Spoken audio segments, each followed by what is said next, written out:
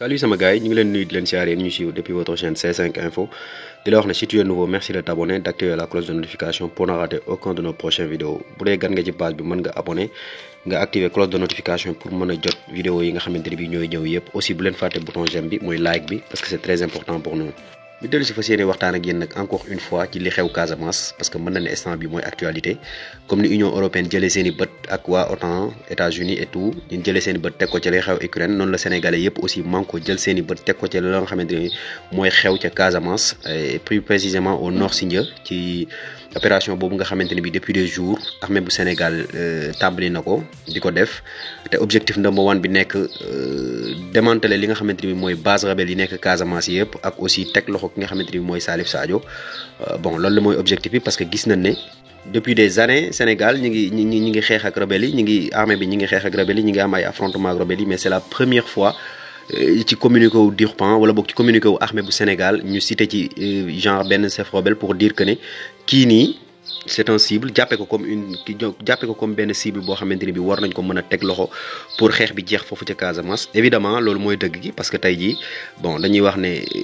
garab dëgg boo ko bëggee rey da ngay gas ba tolloog reen yi dagg ko donc te reenu li nga xamante ni bi mooy xeex ba foofu ca Casamance Salif Sadio la. te nag ñu jot ci xibaar ne armée bu Sénégal ñàkk na ay benn soldat ci xeex yooyu am ak aussi 5 blessés graves franchement muy loo xamante ne bii lu regrettable la que des Sénégalais meurent pour des conflits yoo xamante ne bii nii c'est entre Sénégalais. parce que man je persiste et je le dis ñiy xeex foofu yëpp tey jii benn nationalité bi la yenn nit ñi la ñoo bokk ndey ñoo bokk bàyyi ils s'entretuent pour une cause qui est déjà perdue d'avance mais aussi armée bu Sénégal xamle na aussi que ne teg na loxo ci ay base rebelles yu bëri bu ci mel ne bu Tampindour nga xamante ne bi bokkoon na ci base yi gënoon a am importance parce que base boobu noonu bokkoon na ci ñi leen doon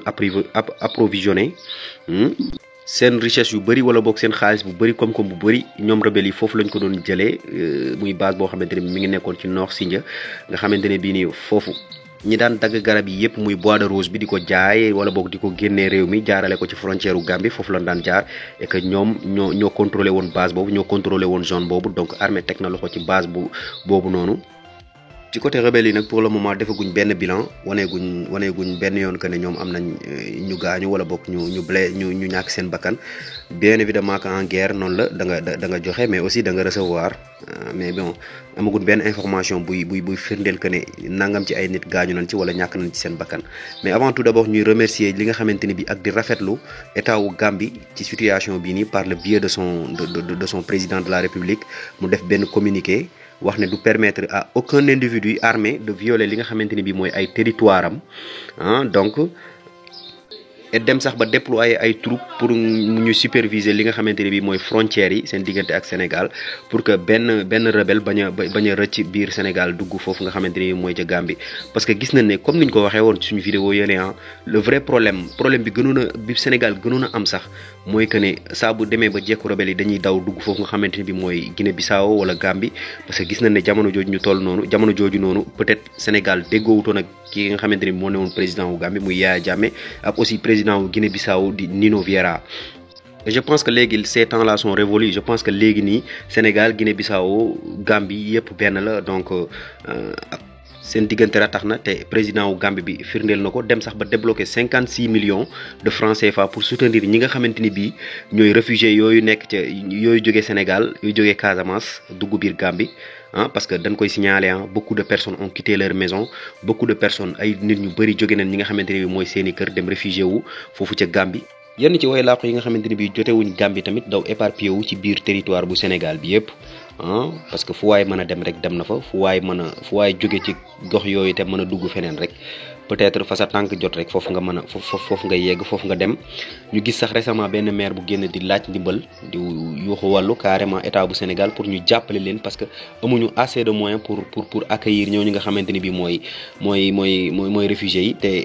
il va falloir que ñu accueillir leen par force parce que ce sont des Sénégalais et que ñoom mënuñu bedd kenn donc ñuy ñaan état bi tamit mu def loolu nga xamante ni bi mooy li mu war digganteem ak ñooñu nga xamante ni mooy réfugiés yi parce que ñun ñëpp ay Sénégalais lan et que c'est vraiment dommage de voir des Sénégalais contraints à quitter li nga xamante ni bi mooy seen i dëkkuwaay pour ay guerres yoo xamante ni bi c'est des guerres sans suite et comme niñ ko yàgg a waxee rek il n'y a plus de revendication politique encore moins ay indépendantistes au Casamance mais plutôt ñun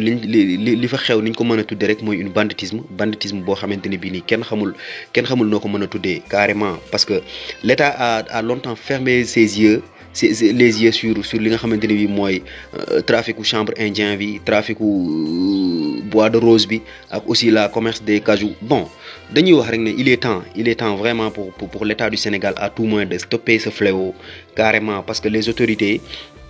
ñi nga xamante ni bi mooy ñi ñu jiite dañu am obligation wu régler li nga xamante ni mooy enclavement wu Casamance développement am ak aussi sécurité am et cela ne sera pas possible loolu du mën a nekk tant que ab rébellion mi ngi am ci gox boobu noonu wala boog ci parti boobu ci réew mi te tey ji guerre bu amee foofu wala boog lu laal foofu rek day laal Sénégal yëpp parce que comme ni ma ko yàgg a waxee ñi nekk Casamance ñëpp am nañ ay frères ak ay sœurs côté Kédougou am nañ ay frères ak ay sœurs côté Tamba donc ku nekk dans les régions aussi yi nga xam ne mooy waa Dakar ak waa am nga ay frères ak sœurs côté Tamba côté Casamance côté donc benn bopp la kenn mënu koo xar ñaar te tey la Casamance a tout pour se développer parce que am na ay suuf su baax des terres fertiles de l'eau potable et en abondance ak ay jeunes yoo xamante ni bi beaucoup de jeunes yoo xamante ni bi pare nañ pour liggéey donc il ne manque que la paix jàmm rek moo manqué Casamance pour Casamance mën a développé wu et tey développement wu Casamance mooy développement wu Sénégal parce que tey jii Sénégal mën na jaare rek ci Casamance pour développé wu carrément. Donc au terme de ces opérations là wax dëgg fa yàlla bëggatuñu gis li nga xamante ni bii mooy rébellion bëggatuñu dégg li nga xamante ni bii mooy rébellion ginnaaw xës nañ ba jóg entamé li nga xamante ni bii mooy des procédures militaires ñun li ñuy soutenir wala boog li ñuy ñaan mooy que ne qu'il aille jusqu'au bout franchement même bu fekkee nag carrément c'est regrettable de voir des Sénégalais s'entretuer parce que ñi nga xamante ni bii ñoo nekk Casamance yor ay ngànnaay jëmale ko ci armée bi tamit ay Sénégalais lañ comme ñoom mais malheureusement que jël nañ weneen yoon woo xamante ni bii bokkul ak yoon wu baax wi. Parce que tamit en temps de conflit il y a que deux solutions muy la solution politique qui s'agit de négocier et la solution militaire te yaakaar naa solution politique bi moom je pense que weesu nañu foofu parce que ça fait plus de 40 ans qu'on négocie et toujours rien parce que yàgg nañu dégg li nga xamante ni mooy ay braquage yàgg nañu dégg genre ay trafic de bois de rose yàgg nañu dégg li nga xam ne mooy trafic de chanvre indien foofu ci Casamance te ñenn defuñu ko ñu dut rebelle yi tey par exemple képp kuy sénégalais même bu fekkee mosoo dem Casamance yàgg nga dégg benn convoi wala boog benn oto bu yóbbu ay nit ñu dogaale leen ci àll bi nangu li ñu yor wala boog rey ay nit je pense que tey jii il est temps que loolu ça cesse que loolu tamit dakk te li ko mën a dakkal mooy deuxième solution bi mooy lan la solution militaire di intervention militaire bi nga xamante ni bi